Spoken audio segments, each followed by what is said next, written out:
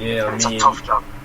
Yeah, and it's going to be a lot to do because their team isn't particularly young. I mean, yeah, Vlahovic, they don't want to keep McKinney, Gleison Bremer, but the rest of the team, everyone's about 20, 26 and up. So it's not really a young squad where you can say they'll get behind the manager, they'll stick it out for the long run. It's not looking good in Serie A, it's not looking good in Europe. I mean, one moment, but to talk about European competition, the Europa League is going to be better than the Champions League this year because Barcelona's going to be there. Atletico Madrid, Juventus, Porto, you know, probably Inter Milan if Barcelona beat them. It's going to be a lot of talent. They've already got Arsenal, Man United, PSV, and those teams are going to drop in. I don't know about you, but Thursday night is when I'm watching football. To be honest, right, it does set a very interesting matchup considering that some of the teams that are in there, you never expect them to normally be in the competition. So this year is certainly an interesting year for UEFA competitions in that regard. We could see all three trophies being won by traditional European powerhouses. That's just how the spirit of European football or the culture of it is right now. As I said, Thursday night football though seems very enticing at this point in time, since being a United fan, and we might welcome one of my other favourite teams, Barcelona, into the mix. It's not a miss. It's a hit, fully hit over Babe Ruth style, you know. Yeah, I mean, what would you rather watch? Would you rather watch Barcelona against this Arsenal, or do you want to watch Bayern Munich against Maccabi Haifa? I think I know which game I want to watch, and that's gonna be on Thursday night. I mean, it's brilliant, really brilliant. And our final topic before we do turn over for the Savage Slaughterhouse, but the European Super League has returned. They've got a new exec. I was speaking about it on Sunday. So you had an emergency you had to take care of, so you couldn't be here. And I said, I can't say that I'm against the European Super League purely because it's the same thing like in golf. Golf has the PGA Championship, but the Live Golf Tournament has come about. Players are getting sign-on bonuses. I think it was Dustin Johnson who has a sign-on fee of about $100 million just to play in the competition. And I had to say that is good for golf because you have the PGA Championship with spread over months. It's not played every other week. It's played one in August, one in October, for example. So the Live Golf Tournament gives them additional chances to get fit and get in tune for the competitions.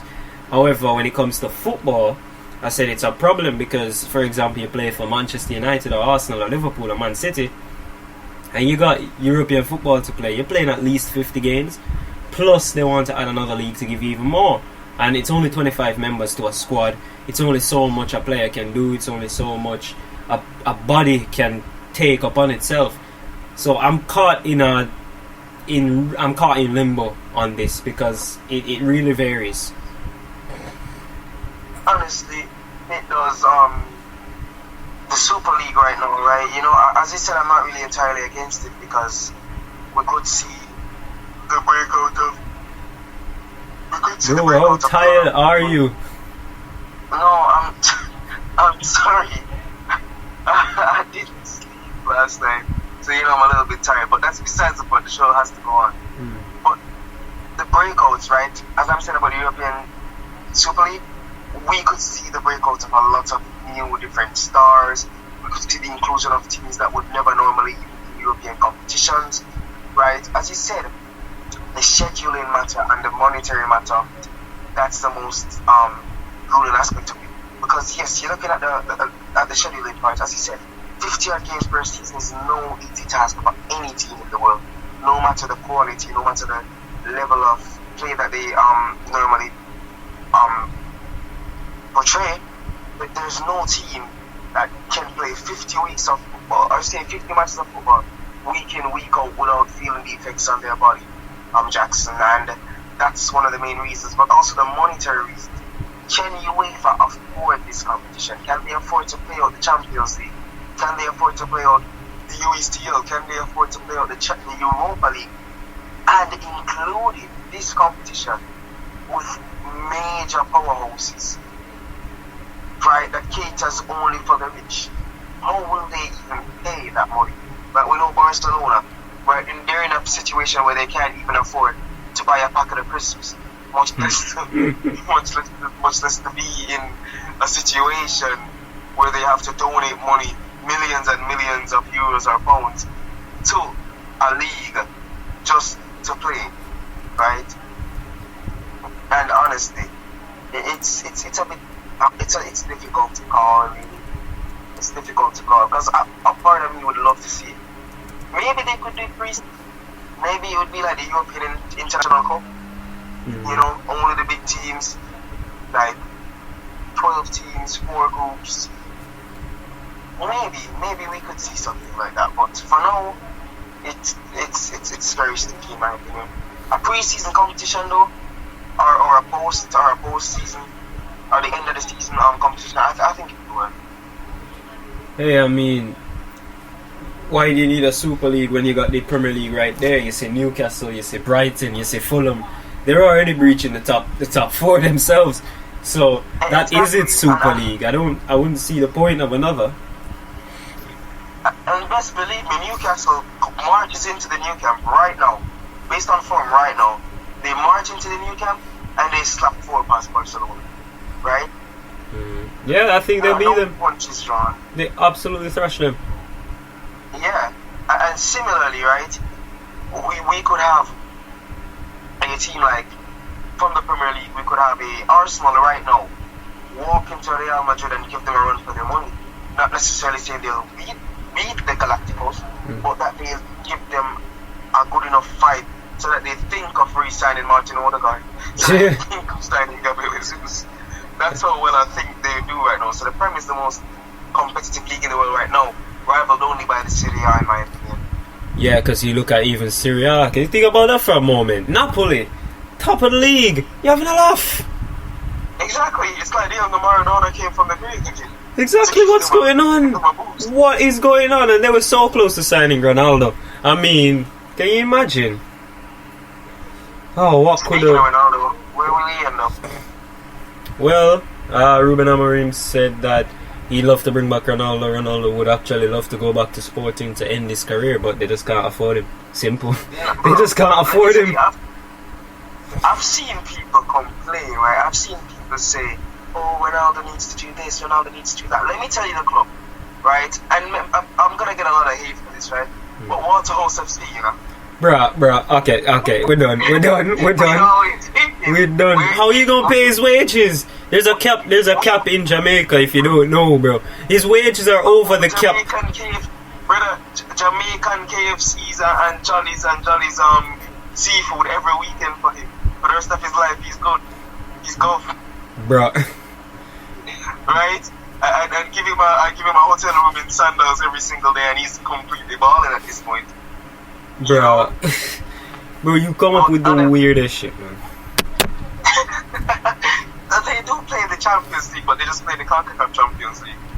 Yeah, I don't think that's good enough for Ronaldo. I mean, if he does go and play, then he has another record to boast. But still, I don't think that's something. Ronaldo plays for Man United, like it's an upgrade. He's playing in at least a form of Champions League. Bro, okay, all right. So, hey, we gonna return in about a few seconds, coming back to Savage to take over. We'll be back soon.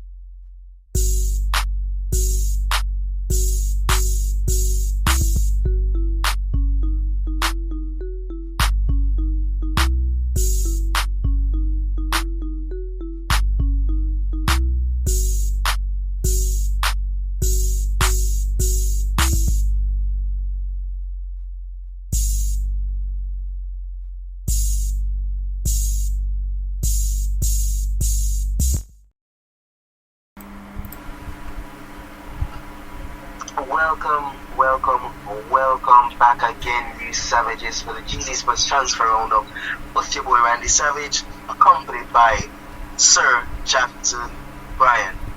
Now, we have quite a treat to today I'd say we have tried a treat today.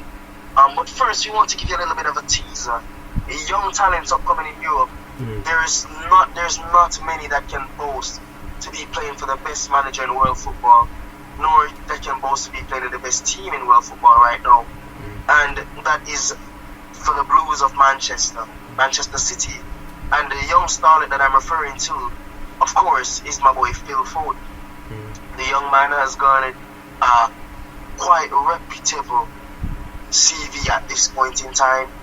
He's one of the hottest talents on the planet right now, and I'm pretty sure no football fan can disagree with me on that analysis.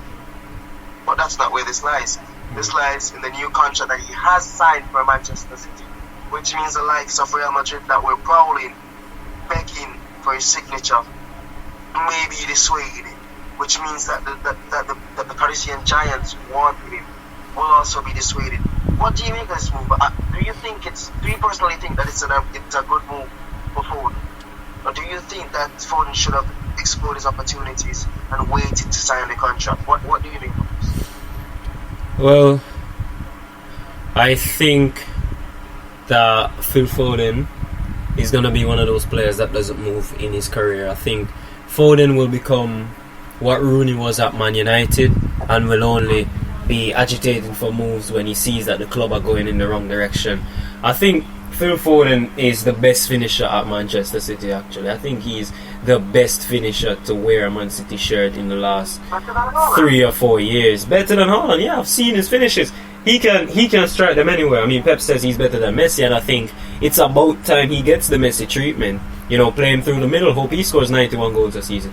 But just the same, I think Foden, it's a good thing for City to hold him down. I think it's $250,000 a week, so he's earning money now.